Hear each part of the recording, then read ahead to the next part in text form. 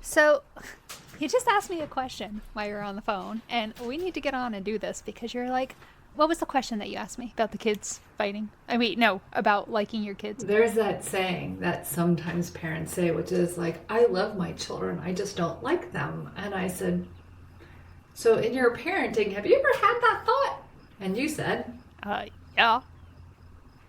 And what'd you say, Chris? I never have had that thought, ever, not once. And my response was, well, fuck you. You know, that's the lamest bird. Just, can we pause? Put your wings up. I Wings. can't. Give My it wings. wings. I Dude. can't. Chris, that hurts.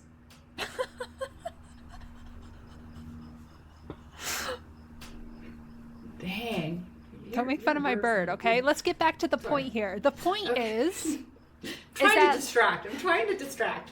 we have said that we are very different parents, right? And we totally are. Yeah. And we come with our different baggage, and we totally do.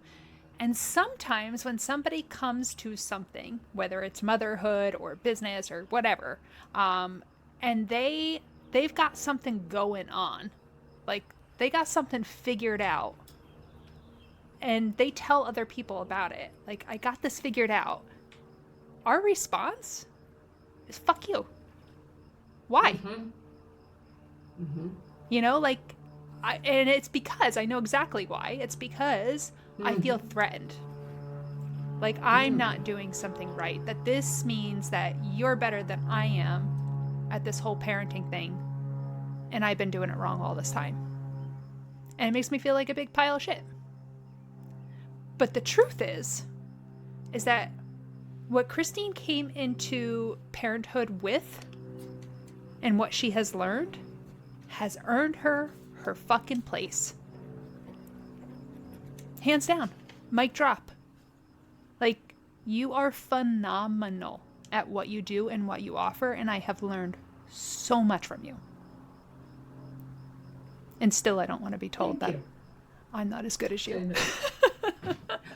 Because that's not true. So, gosh, I just got goosebumps. So, at the end of the day, someone can be really good at what they do, and it doesn't mean that you're any less.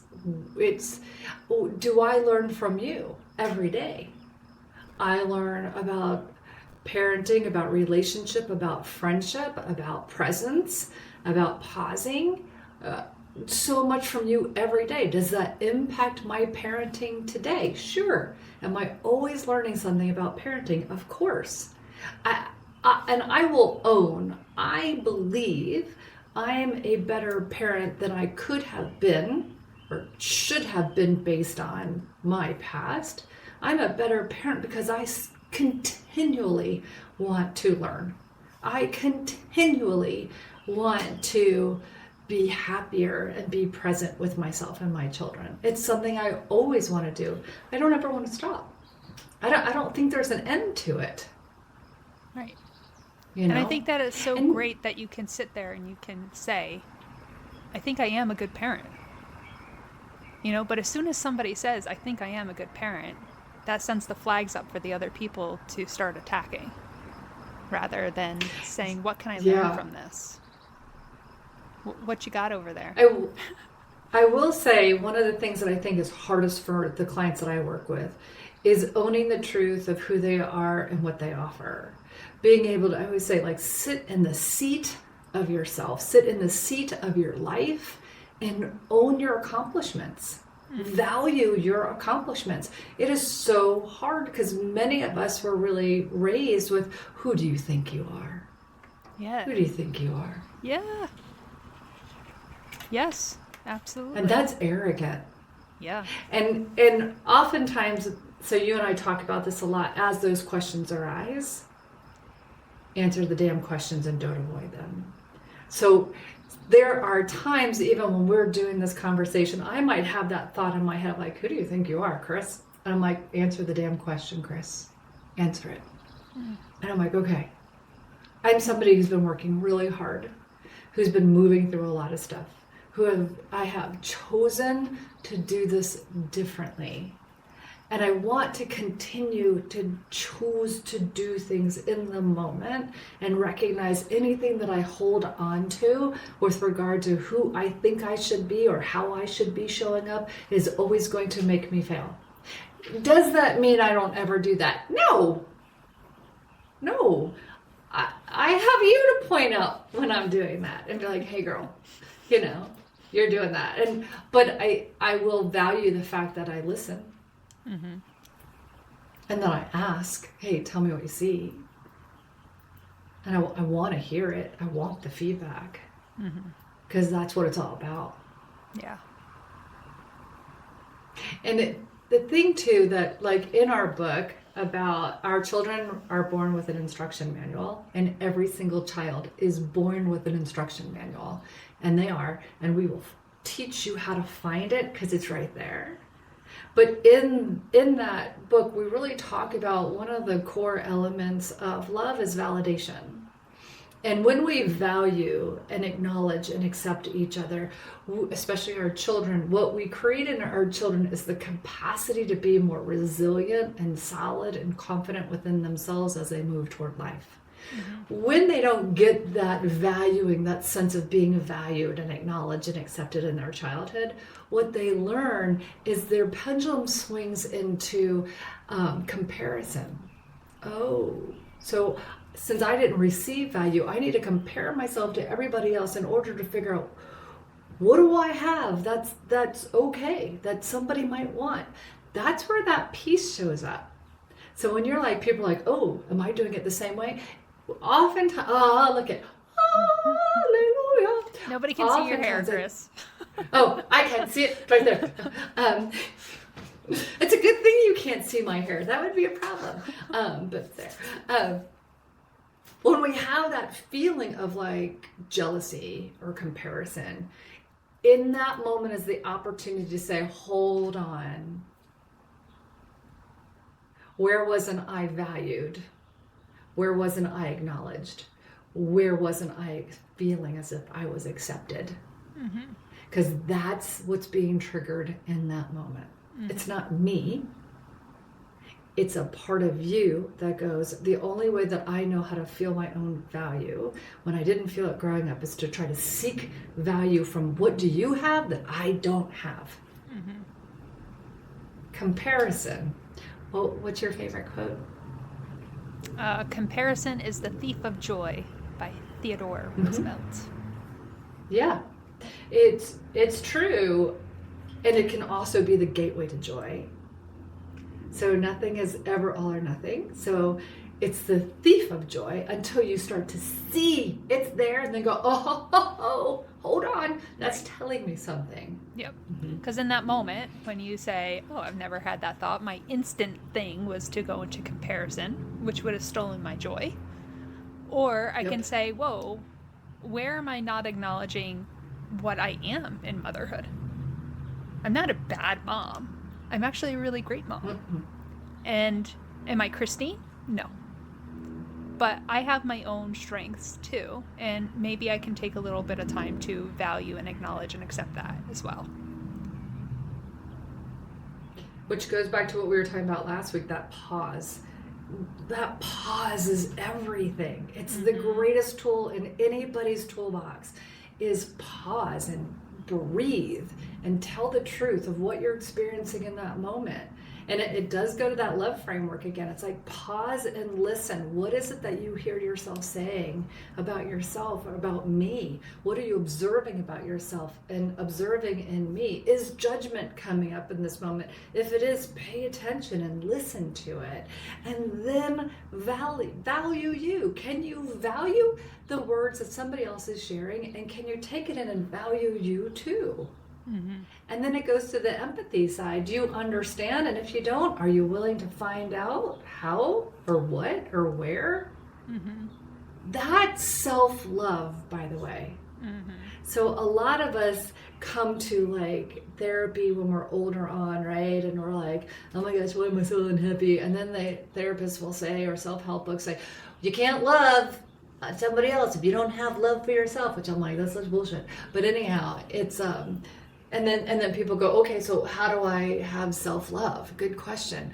Put love into action toward yourself. Listen, observe, validate, and understand. And if you do not understand your own emotions and actions and reactions, then have somebody help you hold the mirror up so you can. Your actions and your responses are there for a reason, even if you don't like them. Mm-hmm. Even if you don't like them, that's even more reason to turn toward them and be like, what do you have to teach me? Yeah. Ooh. Yep. Remember that book we read, The Power of Receiving? And she was talking about how we're in relationship with everything. And part of it was not turning away the parts of us that we don't like, but to actually invite them in, because we've been ignoring them the entire time. And to invite that part in. So going back to what you were saying, like, if there's something there that you don't like, turn toward it.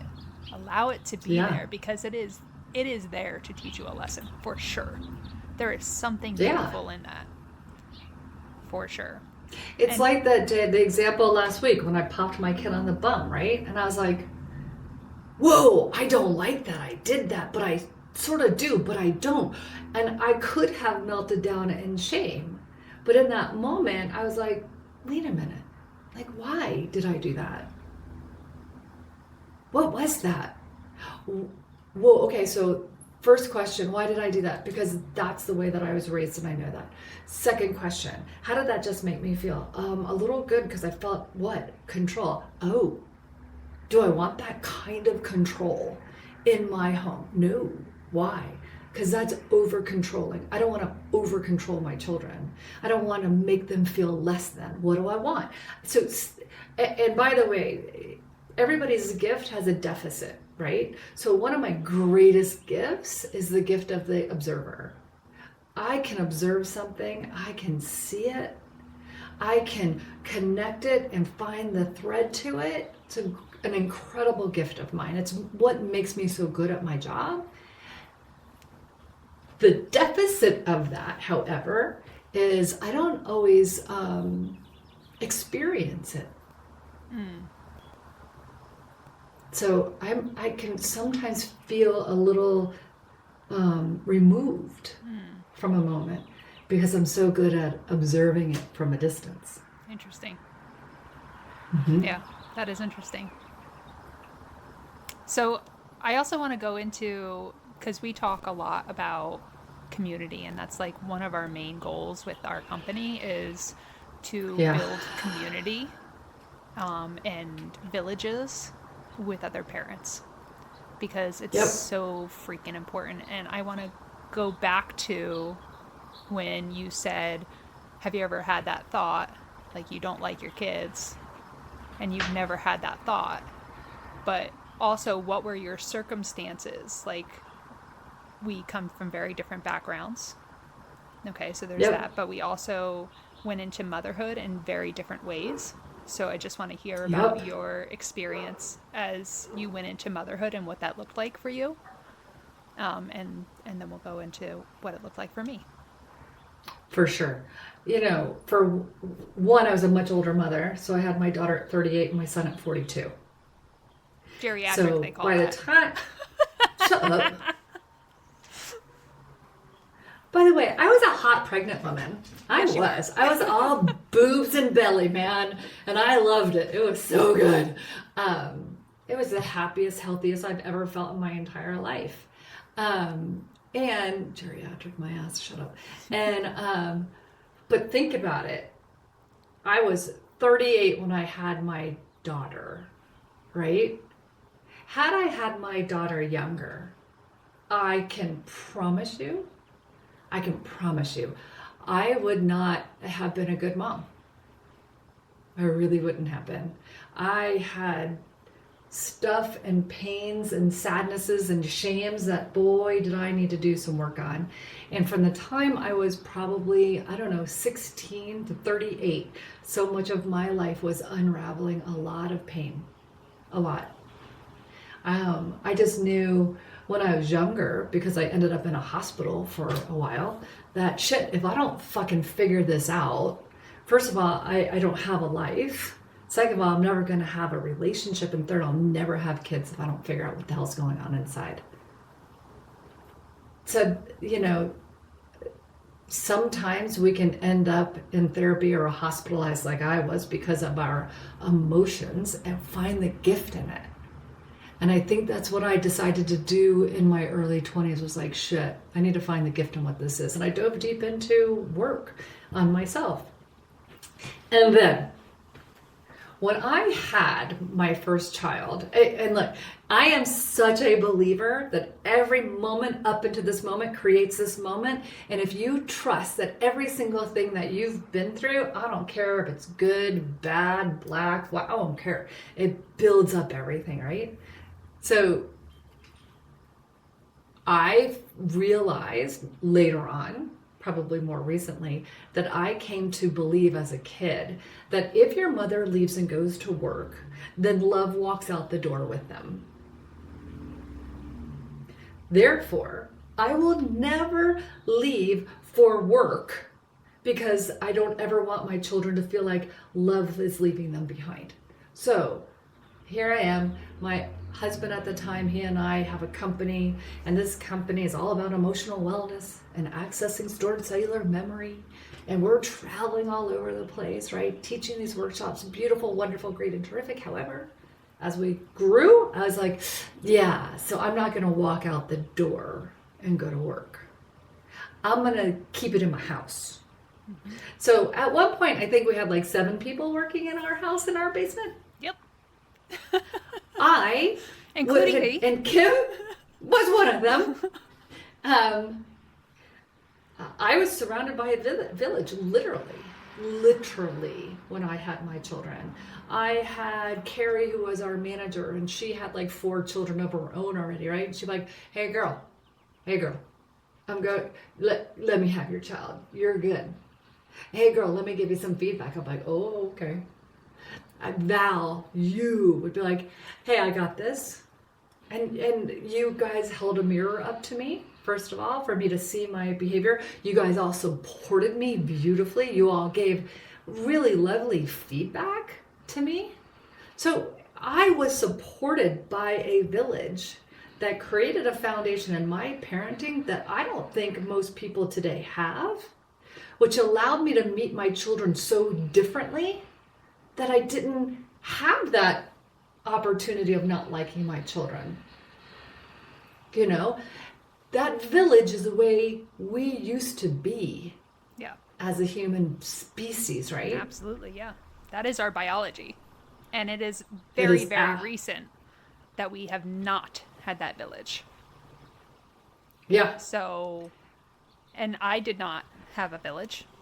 I was 28 when I had my son. Well, 28 when I was pregnant, 29 when I had him. So I was younger. I mean, I've done a ton of work from the age of probably 16 to 28 on myself. And there was still a lot to uncover that I didn't know, but motherhood uncovered it for me very fast. And my husband and I, we had just moved to a town like outside of our hometown. So we knew no one here, not a soul. Mm-hmm. I was far enough away from my family that it was inconvenient for the back and forth. So I didn't really have a ton of support from our family either. Plus my mom was working, everyone had their jobs too. So I was alone. Really, really alone. And finding just friends here was like pulling teeth.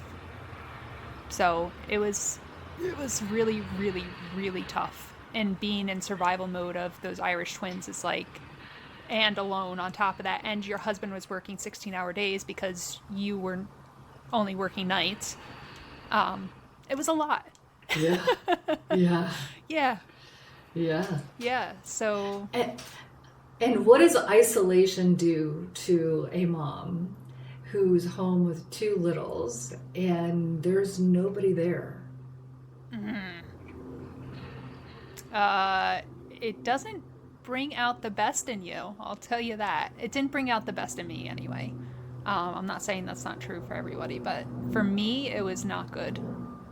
Because I did feel alone. And then when I would react instead of respond, the shame that came with that, the guilt that came with that, only grew in that darkness and that aloneness. You know, I didn't have mirrors to hold it up and be like, or somebody to validate me and my experience in that. And then when your husband would come home, how was that?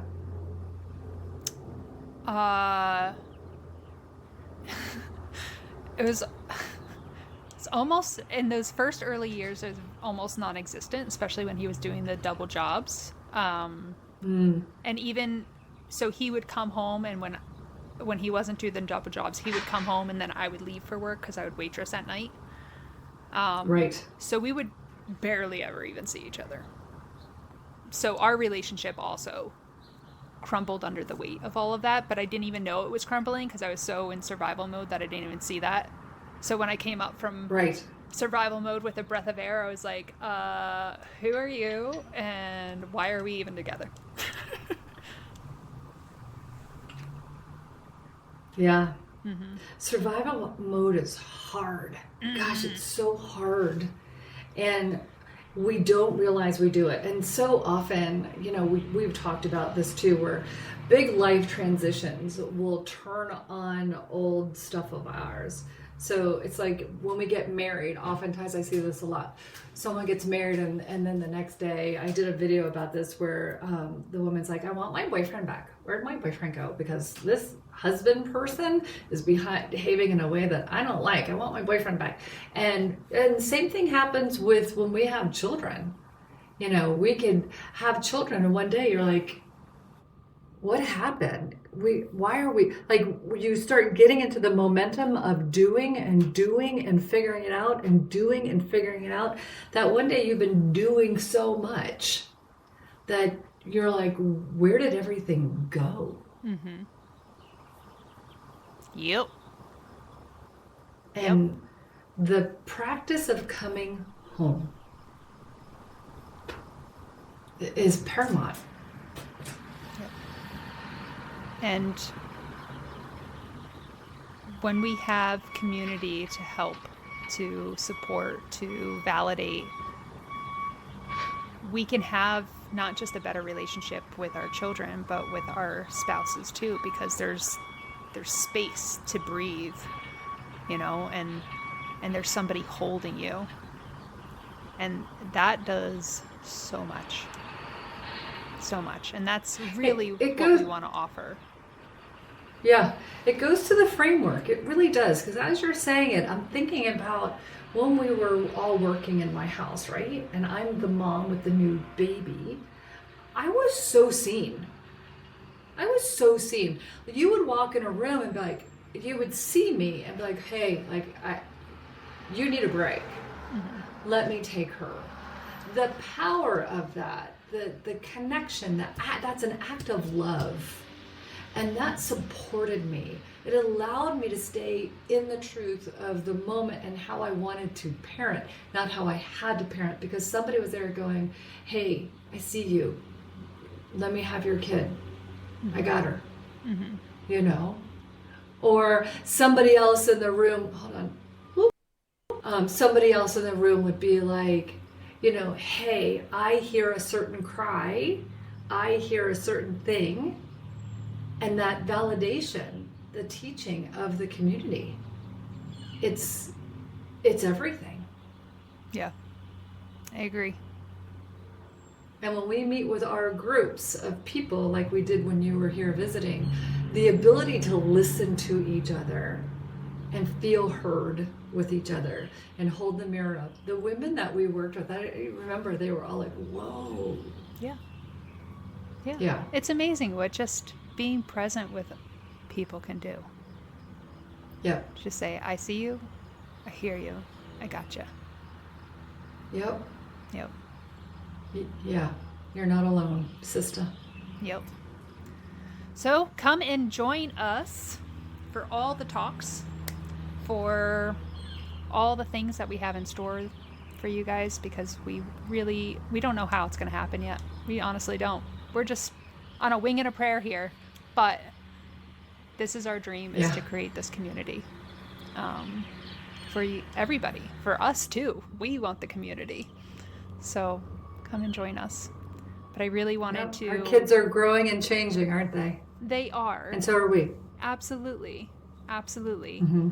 And going back to the beginning is like, own your shit, own where you're good, and also own where you might need a little work, because that's what it's all about. That's the ebb and flow. Yeah, and it's the joy, and it's fun. Look at you. do. All right, we got to wrap this up though, because I gotta get off here. All right, I love you though. Peace. Bye. Love you too. Bye.